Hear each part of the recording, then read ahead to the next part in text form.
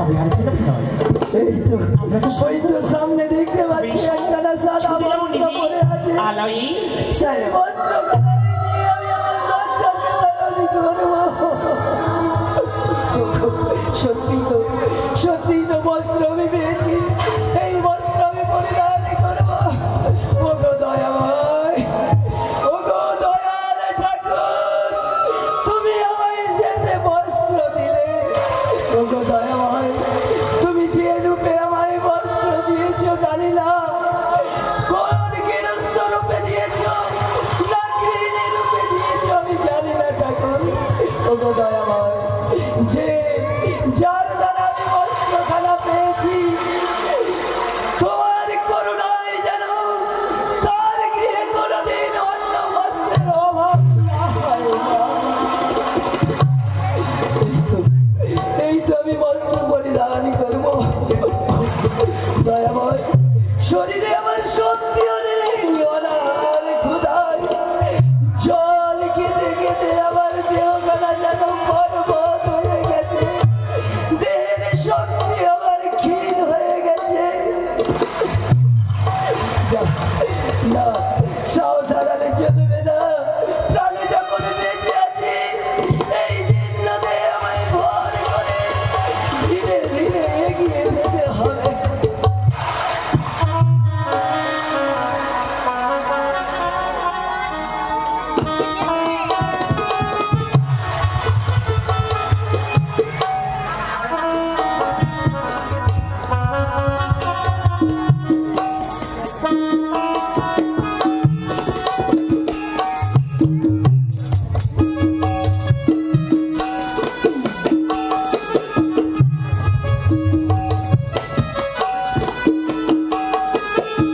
এই তো আমি বস্ত্র পরিধান করেছি, যে আমার এখনো বল আছে। এই বল নিয়ে আমি চলে যাব নগরের দিকে। কারো না কারো দয়া হবে, নিশ্চয় আমাকে এক মুষ্টি অন্ন দেবে। বুদ্ধির সাগরে মনসা কিবা বুদ্ধি কইল, ব্রাহ্মণ রূপ মনসা ধারণ করিল।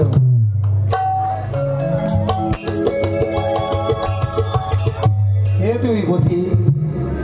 আমি আমার লজ্জা, আমি আমার জীবনের লজ্জা গো, আমার পরিচয় দিতে আমার বড় লজ্জা। আচ্ছা, কেন পরিচয় দিতে লজ্জা কিসকে? আর বলো না গো, আমি যে বেশ ভালোই ছিলাম গো। আমি আগে বলি, নদী মধ্যে আমার নৌকাগুলো সব ধন সম্পদ সব ডুবে গেছে। আমি এখন নৌকা হারা, নৌকা ভাঙা, নৌকার মাঝি। তোমার সব হারিয়ে গেছে। হ্যাঁ গো হ্যাঁ। তাই তুমি মনে স্থির করছো তুমি একা প্রাণে ফিরে এসেছো? খোদার জ্বালায় সহ্য করতে পারছো না? তুমি ভিক্ষার ঝুলি কাঁধে নিয়ে ভিক্ষা করে গ্রামবাসীর কাছে নিয়ে এসে ক্ষুধা নিবারণ করো, আমি পথ দেখালাম। আর দ্বিতীয়বার কথা হচ্ছে, তুমি যে তোমার গৃহে প্রবেশ করবে, দিনের বেলায় কিন্তু প্রবেশ করবে না। দিনের বেলায় আমি প্রবেশ করবো না? না। তাহলে আমি কিভাবে যাবো? তুমি যদি দিনের বেলায় প্রবেশ করো, তোমার অমঙ্গল হবে। আর কত অমঙ্গল হবে আমার জীবনে। জানি না কত অমঙ্গল হবে, তবে অমঙ্গল হবে। আমি ব্রাহ্মণ বলছি, আমি ভবিষ্যৎ গণনা করতে পারি। তাই আমি বলছি, তুমি নিশিতে গভীর রাতে সামনের দরজায় নয়, পিছন দিয়ে প্রবেশ করবে তোমার গৃহে। আমার নিজের গৃহে আমাকে চোর বেশে প্রবেশ করতে হবে। যদি অমঙ্গল না চাও, তোমাকে তাই করতে হবে। বেশ, আমি তাই করবো।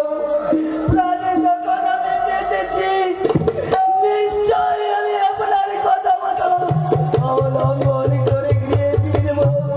গৃহে ফিরলে আমার আর কোনো অমঙ্গল হবে না।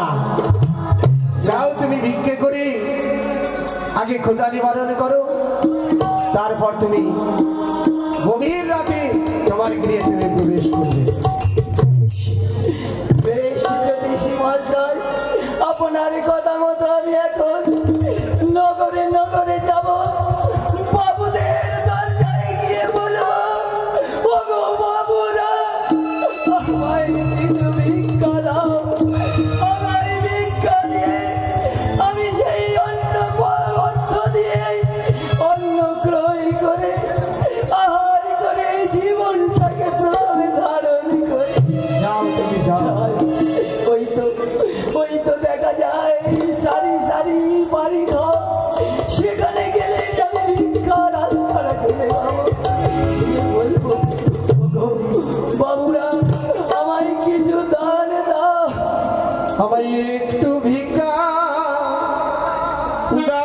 গো, আমায় একটু ভিক্ষা দাও,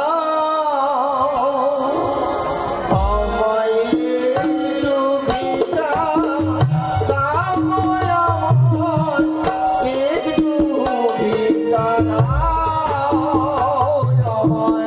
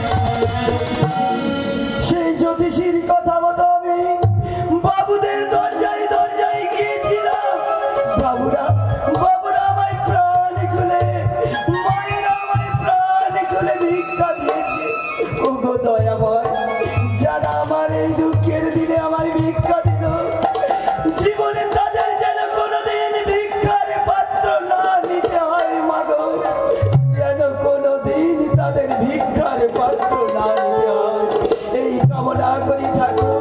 তুমি তাদের প্রতি আশীর্বাদ বজায় রেখো ঠাকুর, আশীর্বাদ বজায় রেখো। এই আমি ভিক্ষা পেয়েছি, এই ভিক্ষা দিয়ে ওই যে সামনে দেখা যায় বাজার, সেই বাজারে গিয়ে আমি কিছু অন্ন কিনে খেয়ে জ্যোতিষীর মতো কথা মতো আমি দিনের বেলায় গিয়ে প্রবেশ করবো না, আমি রাতের বেলায় চোরের মতো পেছনের দরজা দিয়েই প্রবেশ করবো।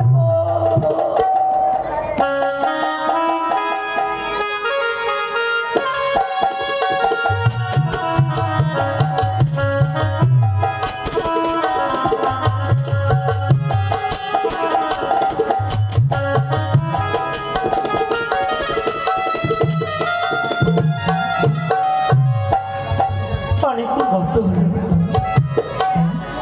স্বামী আমার বাণিজ্য কারণে গেছে গো। আমি হতভাগী সরিকা,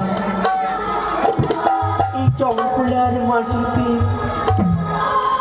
আমি বড় একা। জানি না স্বামী আমার কেমন আছে। জলপথ অনেক দূরে, আমি ঠাকুরের কাছে কামনা করি, হে ঈশ্বর, আমি তোমার কাছে কিচ্ছুটি চাই না, শুধু চাই তুমি আমার হাতের শাখা সিঁদুরটুকু তুমি আমার উজ্জ্বল রেখো, আমি যেন ভালো থাকি, সে যেন সুস্থ থাকি। করে সমস্ত মাঝি মাল্লা ধন রত্ন পরিপূর্ণ করে স্বামী যেন আমার রাত প্রাসাদে আসতে আর আমি এক এক করে সমস্ত নিয়ে গন্ধেরকে সঙ্গে নিয়ে দাস দাসীদেরকে সঙ্গে নিয়ে আমি বরণ ডালা নিয়ে যাবো, একটি একটি করি সমস্ত নৌকাগুলো বরণ করে আমি আনবো আমার রাজপ্রাসাদে। ছোট্ট খোকা আছে আমার, কত না সাধনার ফলে পেয়েছি, কত সুন্দর করে নাম রাখা হয়েছে তার শ্রীমান দরিদ্র দক্ষিণ। জানি না লক্ষায় আমার সে কোথায়, প্রতিনিয়ত পাঠশালায় যায়, কিন্তু মন এখানে বড় চঞ্চল হয় কেন জানি না। দাস দাসীদেরকে রেখে কিছু মনের কথা বলবো। দাসী, ও দাসী, রানীমা আসছি না। তোমরা কোথায় মা? চরণে প্রণাম হই রানীমা। সুখী দেখো মা। রানীমা একটি কথা বলবো। বলো মা। বাবু আমাদের যাওয়ার পর থেকে এই যে হাফ লিটার আমাদেরকে অশান্তি করে ছাড়লো। আমি কিছু করিনি, ওরা শুধু আমার সাথে আছে। শুধুমাত্র যেখানে যাই মোটকি মোটকি মোটকি মোটকি বলে, এর মানেটা কি বলো তো? মোটকি আর মোটকি বলে কি বলবো? হাফ লিটার তোর অবস্থা খারাপ করে দেবে। আমার ভয়ে দেখা হাফ লিটার। বাবু যদি আসে বাবুকে সব নালিশ করবো। তোর কথা শুনবে না? শুনবে না? আমার কথা বেশি শুনবে। শুনবে না? ঢুকিয়ে দেবো কি বলে? কি ঢুকাবে? এদিকে আয়, এদিকে আয়, তুই যে বললি ঢুকে যাবো, কোনখানে ঢুকবি তুই? কোথায় ঢুকবো? তো শাড়ির ভিতরে।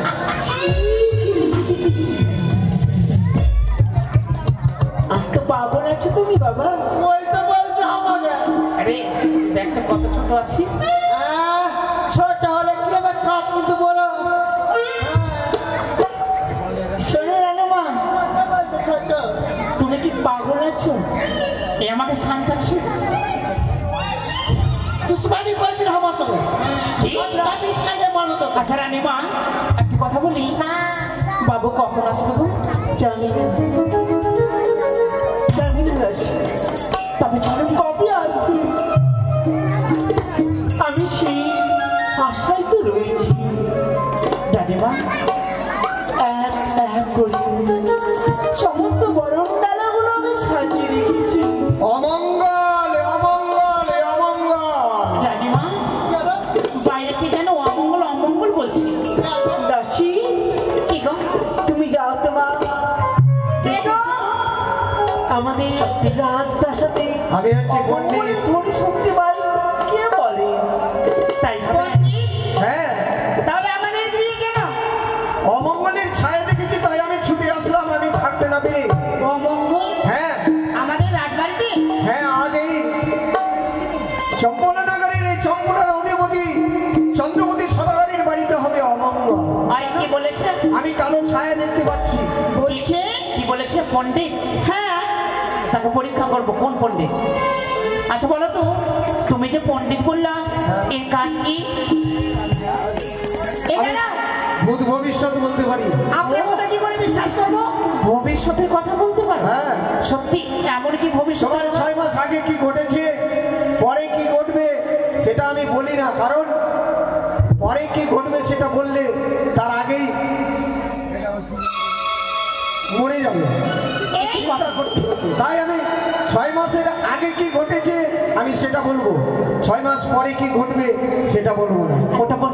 আর একটি কথা, হ্যাঁ, হাত দেখতে কি জানো? সবই জানি। জানো, এই আমাদের হাফ লিটারের হাত দেখা তো এই শয়তানি করছে, তবে বিশ্বাস হবে। তুই যে ঝুট যে বলবি আর ভাবাই আর ঠাকুরা যে বলবি দেখবি খালি। হ্যাঁ, আমার হাত দেখেন তো। আমি তো দেখে নিলাম। কি কঠিন? কি কঠিন? তুমি জন্ম থেকেই কঠিন। যখন পেটে ছিলে মায়ের, হ্যাঁ, মাকে অনেক কষ্ট দিয়েছো। আর পেট থেকে কষ্ট দিলাম? হ্যাঁ, ওর পেটে লাট মারছিলাম আমি। আর তোমার মন এখন কোথায় আছে জানো? কোথায়? তুমি শুধু হাফ লিটার খুঁজে বেড়াচ্ছ। ঠিক। তারপরে কিন্তু পাচ্ছি না। ডাক্তার বাবু, আরেকটা কথা বলেন তো। সত্যি হাফ লিটার মনে হয় কিছু খুঁজছিলিস নাকি? তোর মনের কথা ঠিক না? তবে তারাও রানীমা বলো দাসী, বাইরে গণক দাঁড়িয়ে এসেছে। গণক ঠাকুর? হ্যাঁ। চলো, বিলম্ব করো না। গণক ঠাকুর কি তুমি সুসম্মানে বাড়িতে নিয়ে এসো? আনবো তো মা, একটু দাঁড়াও। সে ভালো পণ্ডিত না মিথ্যে পণ্ডিত পরীক্ষা করবো? পরীক্ষা করবে? করো।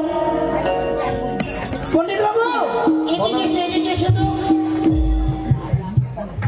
আপনি ভালো পণ্ডিত, সত্যি বলছেন না মিথ্যা বলতে পরীক্ষা করবো? আমার কথা বিশ্বাস করিও না, তোমাদের কথা নিয়ে তুমি থাকো। দাঁড়াও। আচ্ছা বলেন তো, আমার উঠানে দুটো নারকেলের গাছ আছে, কোটা আছে বলেন তো? পাগল মেয়ে, ওর উঠানে দুটো নারকেলের গাছ আছে, কটা আছে? ঠিকই তো বলছিলে। আচ্ছা বলুন তো, আমি দুটো বিয়ে করে দুটো স্বামী ছেড়ে দিয়েছি, কোটা ছেড়েছি? দুটো বিয়ে করে দুটো স্বামী ছেড়েছ? দুটো ছেড়েছি না? সত্যি বলছে? ভালো গণকদার বাবু, আমাদের রাজদরবারে আপনি আসুন। আসুন। নমস্কার। নমস্কার ঠাকুর মশাই। মরে উত্তম কথা, খুব ভালো লাগে। সম্পূর্ণ অধিরানী সুরেখা, আমি কেন এসেছি জানো? বলুন। আমি রাজবাড়িতে কাল ছায়া দেখছি। কাল ছায়া? হ্যাঁ, আমার এই রাজপ্রাসাদ, আজ এই রাজবাড়িতে ভূত প্রবেশ করবে।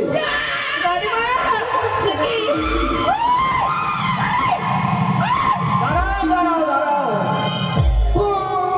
ভয়ের কারণ নেই। আচ্ছা, তুই এটা কি করবি লাঠিটা? ভূতকে মারবি লাঠি দিয়ে? একটু দাঁড়ান। গণেশ ঠাকুর মহাশয়, আপনি বলুন, সেই হুবহু ভূতকে তাড়াতে গেলে কি কি জিনিস লাগে জানো? কি কি বাবু? ভূতের ঔষধ হচ্ছে ঝাঁটা, ছাটা, লাঠি, ঠিক। ছুতরে হাড়ি ইত্যাদি। ও বাবা, ওই শোন, ওই মটকি, এইগুলো ছাড়া শোনো, এইগুলো ছাড়া ভূত ভয় পাই না। কি বলছে জানিস? আর তোমরা যদি না তাড়াতে পারো তাহলে এই রাজবাটিতে অমঙ্গল হবে। না গণক বাবু। কখন ঢুকবে জানো? গভীর রাতে। গভীর রাতে? তোমরা সবাই সাবধান, জেগে থাকবে। আমি যেইগুলো বললাম সেইগুলো দ্রব্য নিয়ে জেগে থাকবে। ভূত যখনই গভীর রাতে প্রবেশ করবে সেইগুলো দিয়ে তোমরা তাকে ঝাঁটা পিটা, লাঠি পিটা, সুতরে হাড়ি পিটা এইগুলো করবে, তবেই ভূত পালাবে, নইলে এই রাজবাটি ধ্বংস হয়ে যাবে। এই শোন, আর ভালো লাগে না। শুনুন টনি গোসাই, হ্যাঁ। শোন শোন, কি আমার না ভালো মন্দ ঘুগনি খেয়েছি তো পেট ভালো না, আমি বাথরুমে যাচ্ছি। আমি জানি ওটা ব্যাপার না, তোর মনে হয় ভয় হচ্ছে। এই শোন, তুই যে কালকে রান্না করলি, হ্যাঁ। ওই বাসনটা কি পরিষ্কার করেছিস? না। করিসনি? তুই তাড়াতাড়ি ওটাই নিয়ে আসবি। হ্যাঁ? ওটাই নিয়ে আসবো। হ্যাঁ, আমি ঝাঁটা নিয়ে আসি। ওই তুই লাঠি নিয়ে রেডি। হ্যাঁ, সবাই সাবধান, কি? সবাই সতর্ক থাকবে। এইগুলো দ্রব্য নিয়ে যখনই ভূত প্রবেশ করবে সবাই মিলে তাকে ঝাঁটা পিটা, লাঠি পিটা করে তাকে তাড়িয়ে দিবে, নইলে কিন্তু চম্পলা বিনাশ হয়ে যাবে, চম্পলা ক্ষতি হয়ে যাবে। আমি শেষ বলে গেলাম। রানীমা, কনকদার বাবুর কথা শুনে আমরা কি প্রস্তুত হয়ে যাব? উনি যা বলেছেন সত্যি সত্যি কি সফল হবে? বড় ভয় পাই। আর সেই হুহুর চোর যদি রাজপ্রাসাদে প্রবেশ করে, আমার একমাত্র সম্পদ সেই ছোট্ট সোনা শ্রীমান দুর্লভ লক্ষ্মীধর রানীমা, কি যদি চুরি করে নিয়ে যায়? তাকে কখনো চুরি করতে দেবো না। তবে জানো, তাকে কত সুন্দর করে পালঙ্কে নিয়ে বসে থাকো, আমরা চতুর্দিকে পাহারা দেবো। কেমন? বাড়ি বলো। সারা জীবন আমি তোমাদের দিয়ে এসেছি, আমি রানীমা তোমাদের কাছে কিচ্ছুটি চাইনি। আর এনেছিটুকু শুধু ভিক্ষি চাও, তোমরা আমার পাশে থেকো, যে যা নিজ নিজ কর্ম করো। আর সেই কর্মে তুমি নেবে লাঠি, সত্যি তুমি নেবে খুন্তি, তুমি নেবে মুড়ো ঝাঁটা, সত্যি। যেন চোর না প্রবেশ করতে পারে। তবে তুমি পালঙ্কে বিশ্রাম করো, আমরা চতুর্দিকে ঘুরে ঘুরে সারা দেশে যেমন করবো। কেমন?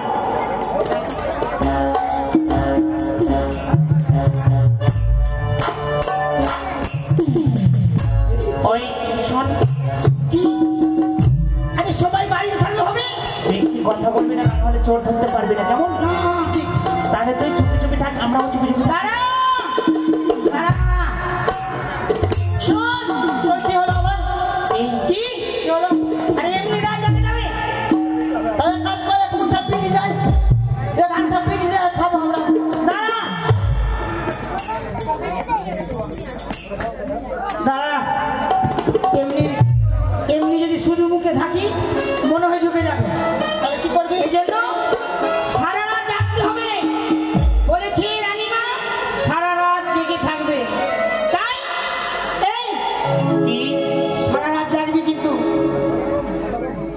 এই, তোরাও জাগবি, ঘুমাবি না তো? ঘুমাচ্ছে ঘুমাচ্ছে ঘুমাচ্ছে ঘুমাচ্ছে। ও মাই তোরা কি জাগাই আসে, বড় বড়ি বেটি আই সুর সুর সুরে কিন্তু পা ভরবে না, তো তবে চারে চারে জাগাবু कैसे ओ माय तोरा की यासे जगबू ओ माय तोरा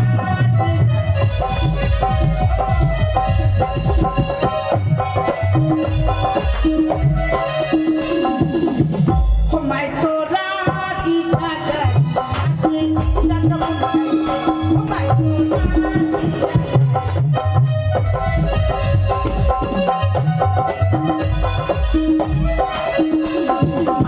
सासू हमर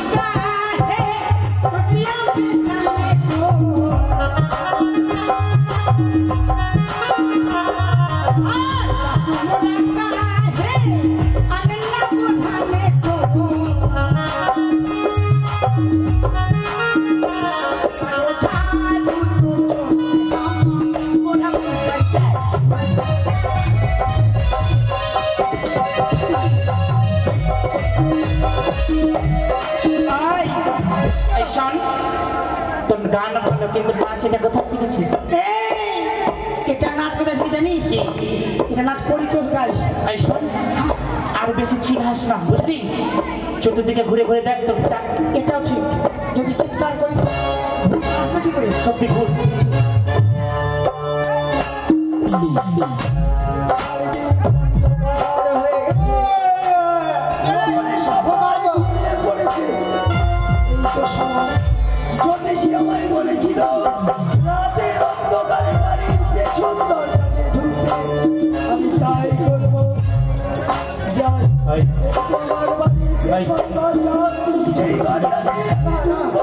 কিছু দেখেছি?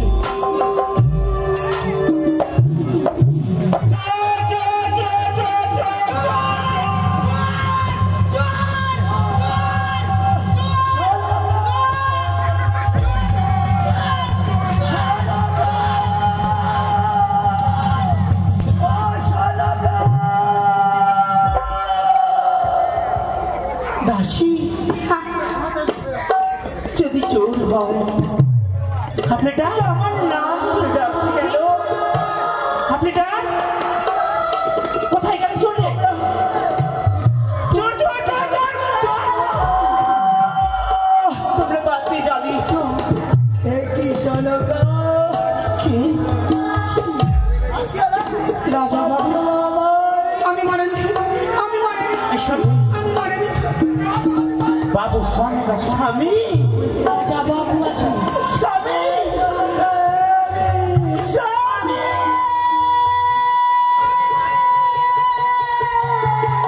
আমি মানেছি।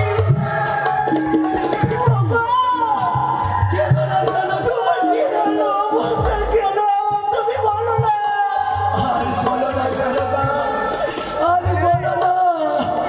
সবই আমার মাকে দিলে গো, আমার অদৃষ্টে সব লেখা ছিল। আমি তোমার কতবারই চেয়েছিলাম আমি মরণ করবো, এক এক করে সমস্ত ডিঙ্গাগুলো। তুমি না কত সুন্দর সাজে সজ্জিত করে পাঠিয়েছিলাম। সবই আমার অদৃষ্টে লেখা। তুমি কেন বেশি? ওগো, কি হয়েছে তোমার? তুমি কেন এসেছো এই দেশে?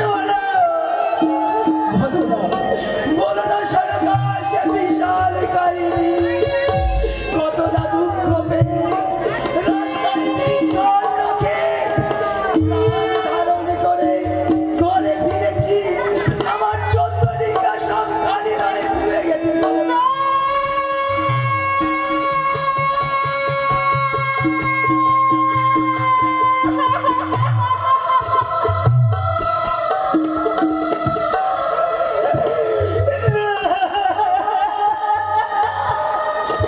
আর কেঁদো না সনকা, আর কেঁদো না। আমি চিনছিলাম তোর প্রাণ ফিরে পেয়েছি, এবং গিয়ে ফিরে যখন এসেছি সনকা, আমাদের আবার সব হয়ে যাবে সনকা। সব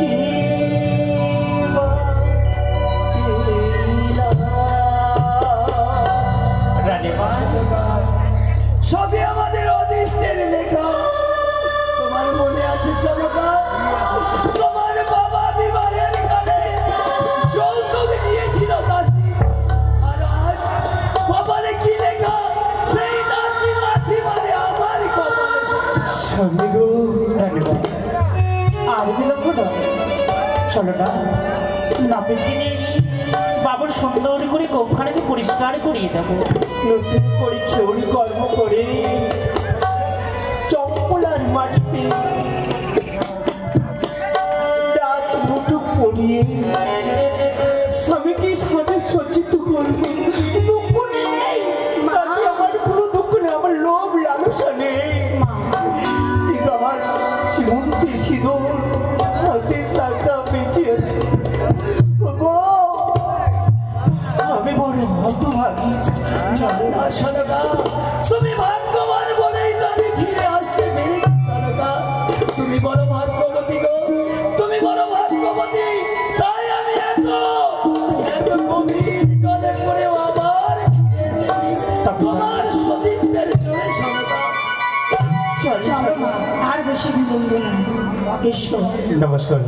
এবারে শুরু হতে চলেছে মনসার চক্রান্তি সুশীলা